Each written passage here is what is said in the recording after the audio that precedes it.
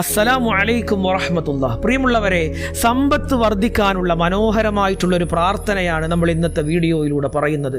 ഒരുപാട് പ്രയാസങ്ങളിലൂടെ കടന്നു പോകുന്ന ആളുകളുണ്ട്. അള്ളാഹുവിനോട് പ്രാർത്ഥിക്കുക എന്നത് മാത്രമാണ് നമ്മുടെ മുമ്പിലുള്ള മാർഗം.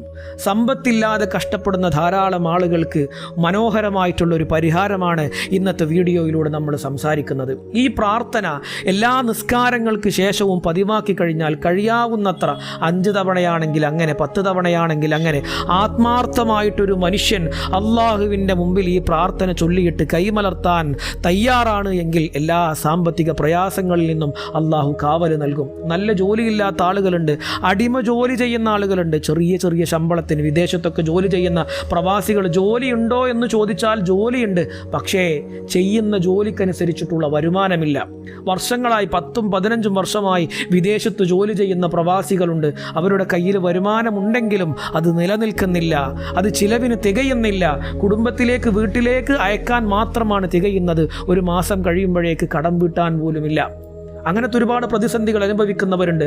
റബ്ബിനോട് പ്രാർത്ഥിക്കുക എന്നതാണ് നമ്മുടെ എല്ലാ സാമ്പത്തിക പ്രയാസങ്ങൾക്കുമുള്ള ഏറ്റവും മനോഹരമായിട്ടുള്ള പരിഹാരം.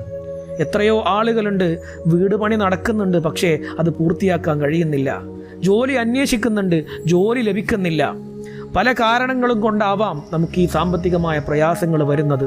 എന്നാൽ അള്ളാഹുവിനെ നമ്മൾ പിടിച്ചു കഴിഞ്ഞാൽ, അള്ളാഹുവിനോട് നമ്മൾ ചോദിച്ചു കഴിഞ്ഞാൽ, ഏതൊരു പ്രാർത്ഥനയാണെങ്കിലും അതിൻ്റെ മുമ്പിൽ നമുക്ക് ആദ്യം വേണ്ടത് ആത്മാർത്ഥതയാണ്. നമ്മൾ ഇന്ന് പറയുന്ന പ്രാർത്ഥന എല്ലാ നിസ്കാരങ്ങൾക്ക് ശേഷവും അള്ളാഹു എൻ്റെ ഉദ്ദേശങ്ങൾ സഫലീകരിച്ചു തരും, എൻ്റെ സാമ്പത്തിക പ്രയാസങ്ങൾക്ക് അള്ളാഹു പരിഹാരം നൽകും എന്ന നീയത്തോടുകൂടെ, ഉറച്ച വിശ്വാസത്തോടുകൂടെ, സമാധാനത്തോടുകൂടെ റബ്ബിനോട് ചോദിച്ചു കഴിഞ്ഞാൽ അള്ളാഹു നമുക്ക് ഉത്തരം നൽകും. ആ പ്രാർത്ഥനയാണ് നമ്മൾ പറയുന്നത്. അള്ളാഹു സ്വീകരിക്കട്ടെ. നമ്മുടെ എല്ലാ സാമ്പത്തിക പ്രയാസങ്ങളിൽ നിന്നും അള്ളാഹു കാവൽ നൽകി അനുഗ്രഹിക്കട്ടെ. എല്ലാവരും ഈ പ്രാർത്ഥന ഒരു പേപ്പറിൽ കുറിച്ചെടുക്കുക, അല്ലെങ്കിൽ മനഃപ്പാഠമാക്കുക. എല്ലാ നിസ്കാരങ്ങൾക്ക് ശേഷവും പതിവാക്കാൻ ശ്രമിക്കുക. അള്ളാഹു തൗഫീഖ് നൽകട്ടെ.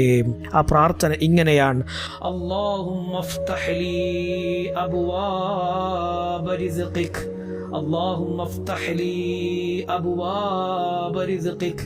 അല്ലാഹുവേ, എനിക്ക് റിസ്ഖിൻ്റെ, സമ്പത്തിൻ്റെ, സമാധാനത്തിൻ്റെ, അഭിവൃദ്ധിയുടെ കവാടങ്ങൾ തുറന്നു തരണേ അല്ലാ. അല്ലേ? അള്ളാഹു ആണല്ലോ നമുക്ക് സമ്പത്ത് തുറന്നു തരുന്നവൻ. അള്ളാഹു വിചാരിച്ചാലല്ലാതെ നമുക്ക് നല്ല ജോലി കിട്ടൂല. ഇനി നല്ല സമ്പത്ത്, നല്ല വരുമാനമുണ്ട്, നല്ല ശമ്പളമുണ്ടെങ്കിൽ പോലും ഒരു മാസം കഴിയുമ്പോഴേക്ക് അത് കൃത്യമായി വിനിയോഗിക്കാൻ കഴിഞ്ഞിട്ടില്ലെങ്കിൽ, അതിന് അള്ളാഹുവിൻ്റെ സഹായമില്ലെങ്കിൽ നമുക്കൊരിക്കലും സമ്പാദ്യം ഉണ്ടാക്കാൻ കഴിയില്ല.